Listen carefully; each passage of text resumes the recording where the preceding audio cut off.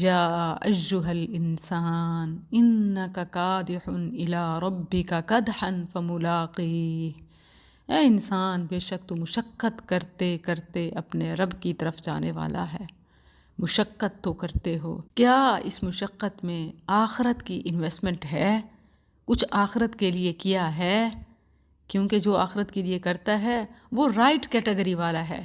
فَأَمَّا مَنْ أُوتِيَ كِتَابَهُ بِيَمِينِهِ فَسَوْفَ يُحَاسَبُ حِسَابًا يَسِيرًا وَيَنْقَلِبُ إِلَىٰ أَهْلِهِ مَسْرُورًا، مگر جو آخرتی انویسٹمنٹ نہیں کرتا، سب کچھ دنیا کو ہی سمجھتا ہے اور اس کے پیچھے بھاگتا ہے۔ وَأَمَّا مَنْ أُوتِيَ كِتَابَهُ وَرَاءَ ظَهْرِهِ، وہ شخص جسے اس کا نامہ اعمال اس کی پیٹھ کے پیچھے دیا جائے گا، گویا پھینک دیا جائے، پیچھے سے اس کے منہ پہ مارا جائے۔ فَسَوْفَ يَدْعُو ثُبُورًا، وہ وہاں ہلاکت کو پکارے گا کہ ہائے مر ہی جاتا۔